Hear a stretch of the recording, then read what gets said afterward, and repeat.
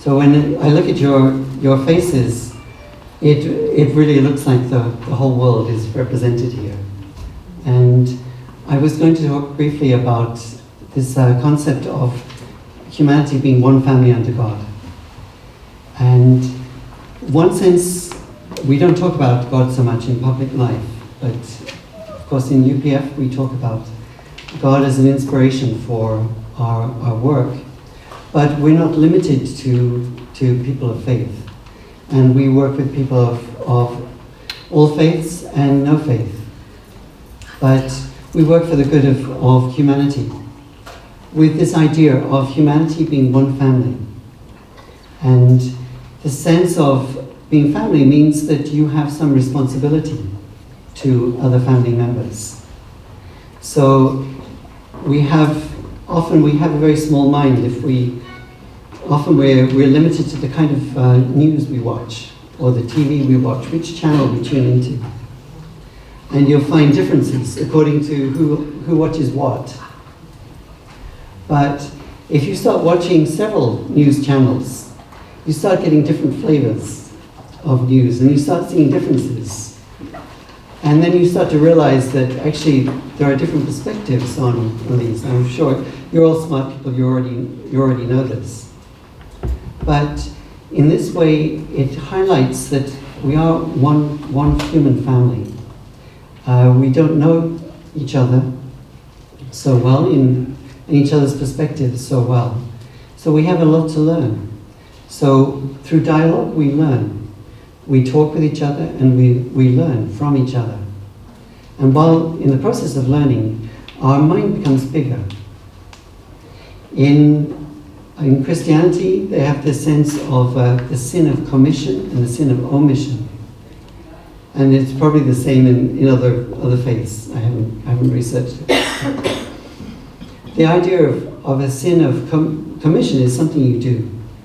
You do a physical act. You hit someone. You steal something. You do something with your hands, your mouth.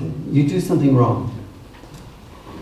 And those can be terrible, but actually the biggest sins are often sins of omission.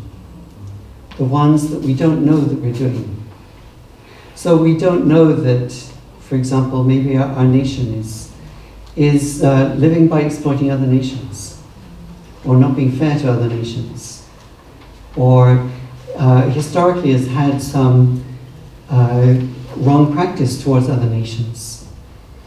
So, in a sense, our mind has to be quite big to know that, for example, maybe the supply chain of the products we wear or use has children working in factories, all kinds of hours, or doesn't have health and safety standards that we would expect.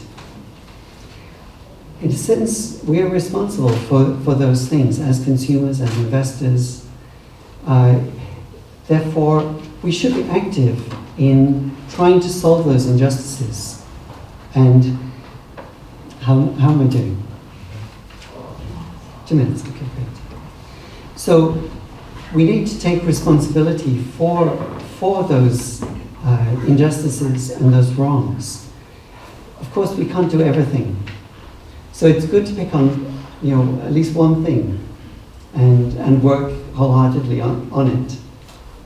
But to pick one thing and to really campaign on it and not feel burdened by the other things that are going on, but to try to help others who are doing those other things, I think is probably the best way to go. But to have the consciousness that when a factory in Rana Plaza in Bangladesh collapses, and we're wearing the clothes from Primark or Matlines that were made in that factory, we have some responsibility for that. So as a human being, as part of this human family, we are responsible to work together to solve those issues. And through that, we can really create a revolutionary movement to create an equalization of humanity, where all of human beings are cared for, respected, and loved, and their sacred value is respected. And that is very much Reverend Moon's view. when he inaugurated UPF, was to create this movement towards one family of humanity under God, or if you're not a person of faith, just one family of humanity, as long as we feel responsible for each other.